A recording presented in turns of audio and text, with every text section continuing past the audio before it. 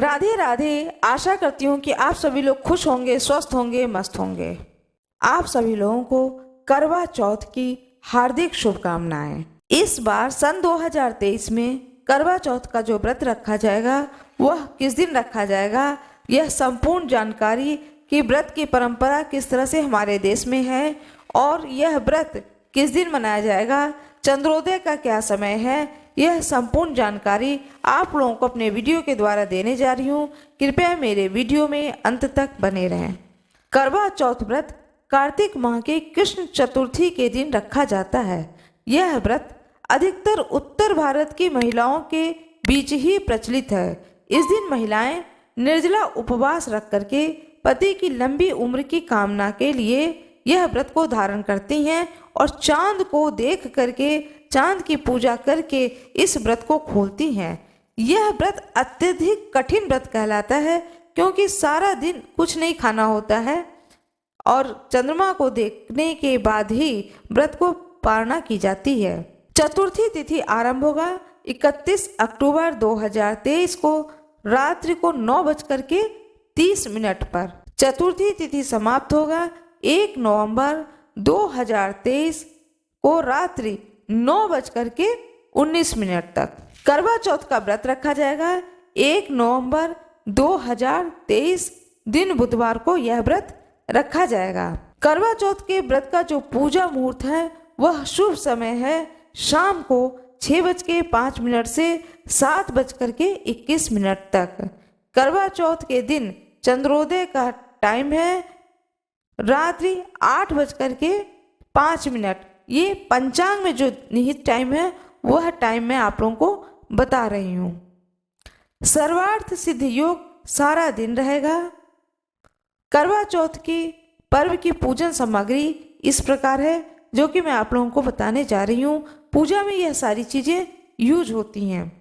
कुमकुम, शहद, अगरबत्ती, पुष्प, कच्चा दूध, शक्कर, शुद्ध घी, गाय के घी मिले तो बहुत ही अच्छा है, दही, मेहंदी, मिठाई, गंगाजल, चंदन, चावल, सिंदूर, महावर, कंघा, बिंदी, चुनरी, चूड़ी, बिछिया, मिट्टी का टोटीदार करवा व ढक्कन, दीपक, रुई, कपूर, गेहूं, शक्कर का भूरा, हल्दी, पानी का लोटा, गौरी बनाने के लिए पीली मिट्टी, लकड़ी का आसन, छलनी, 8 पूड़ियों की अठावरी, हलवा, दक्षिणा के लिए पैसे और बहुत जगह पर जो नया चावल इस समय आ रहा है, नए चावल को धो करके पीस करके नए चावल को दूध से बहुत छोटा छोटा सा पेड़ा जैसा बना लिया जाता है। उसको लोग करवा के अंदर रखते हैं।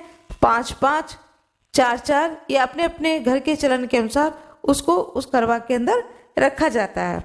सुहागिन स्त्रियां चावल को पीस करके उस पिसे हुए चावल से दीवार पर चौथ बनाती हैं जिसे कि वर कहते हैं। बहुत जगहों पर घर के आंगन में यह चौथ बनाई जाती है और उसके अंदर जो चौथ बनाई जाती है उसके अंदर सूर्य, चंद्रमा, 7 भाई, उनकी एक इकलौती बहन, गौर, पार्वती, तुलसी का पौधा, सांप, बिछुआ, इस तरह से कई देवी देवता, इस तरह से चीज़ें बनाई जाती हैं। वो एक आंगन में बनाया जाता है और उसी जगह पर बैठ कर के वो जो बनाया जाता है जिसे कि करवा कहते हैं, उसी जगह पर रख करके करवा रख करके पूजा की जाती है। पूजा करने के बाद में करवा चौथ का कथा सुनी जाती है, भगवान गणेश की कथा सुनी जाती है, फिर आरती की जाती है, चंद्रमा को अर्घ दिया जाता है और अर्घ देने के बाद में आपके घर में जो भी सास बड़ी हो, जिठानी हो, ननद हो, उन सभी के पैर छू करके आशीर्वाद लिया जाता है। उसके बाद में अपने पति के पैर छुए जाते हैं और उनसे भी आशीर्वाद ली जाती है। फिर आशीर्वाद लेने के बाद में व्रत को खोला जाता है। यही नियम है। कभी कभी ऐसा होता है कि करवा चौथ का आपने सारा दिन व्रत रखा है और उसी दिन पीरियड आ जाता है, यह पूजा के समय ही पीरियड शुरू हो जाता है। अब यह सुहाग का पूजा है, अब क्या किया जाए? ऐसी स्थिति में भी पूजा की जाती है।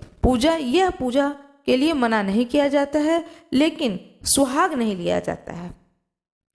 सुहाग जो कोई भी साथ में पूजा कर रहा है उस व्यक्ति से कह दिया जाता है कि आप सुहाग के रूप में सिंदूर थोड़ा सा किसी इसमें आप निकलवा करके रख लें, और जब आप साफ हो जाएं उसके बाद में वो सुहाग, उस सिंदूर से सुहाग ले लें। सुहाग कभी भी कागज के पेपर में जो सिंदूर रखा रहता है उससे सुहाग नहीं लिया जाता है। उस सिंदूर को जिससे आप नित्य सुहाग लेती हैं, जो सिंदूर का किया होता है, हम लोग तो सिंदूर का किया कहते हैं, आप लोग क्या कहते हैं, जो भी बोलते हो, उसमें डाल देना है और फिर उस सिंदूर से अपने मांग को भर लेना है अच्छे दिन में, शुभ दिन में, जब आप शुद्ध हो जाएं। सोमवार, बुधवार, शुक्रवार और संडे, ये 5 दिन जो है शुद्ध माने गए हैं। इन 5 दिनों में, अच्छे दिनों में साफ सुथरी होकर के अपना सुहाग ले लेना चाहिए। कई बार ऐसा होता है कि व्यक्ति सफ़र में जा रहा होता है, सफ़र में होता है तो बहुत मजबूरी होती है, कई बार जाना पड़ जाता है, न चाह करके भी इंसान को जाना पड़ जाता है। ऐसी स्थिति में वह करवा चौथ की पूजा कैसे करें? जो हमेशा करते रहती हैं वो दुविधा की स्थिति में फंस जाती हैं कि अब हम पूजा को कैसे करें, पूजा छोड़ दें क्या?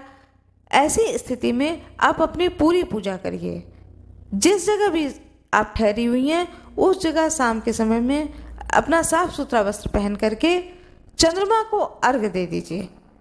इस एक काम को करिए क्योंकि सबसे ज़्यादा महत्व होता है चंद्रमा को अर्घ्य देने का। चंद्रमा को अर्घ्य दे करके आप अपने व्रत का पारण करिए। जो भी बड़े बुजुर्ग हों उनका पैर छू लीजिए, पति हो तो उनका पैर छू लीजिए, आशीर्वाद दे करके व्रत का पारण कर लीजिए। इस तरह से भी ये भी एक विधान है कि रास्ते में, सफ़र में, कहीं दूसरे शहर में गए हुए हैं, इतनी सुविधाएं नहीं हैं, कई बार ऐसी व्यक्ति फंस जाता है, तो वो इस तरीके से अपनी पूजा को कर सकते हैं और ऐसा पूजा किया जाता है। आप सभी लोगों को करवा चौथ की हार्दिक शुभकामनाएं। चौथ माता की कृपा सदा सर्वदा हम सभी सुहागिन महिलाओं पर बनी रहे, सभी की सुहाग बढ़ें। चंद्र देवता की जय हो, चौथ माता की जय हो। आपको आपके इसी चैनल पर करवा चौथ की कथा सुनने को मिलेंगी। कृपया उन कथाओं को जरूर सुनिएगा।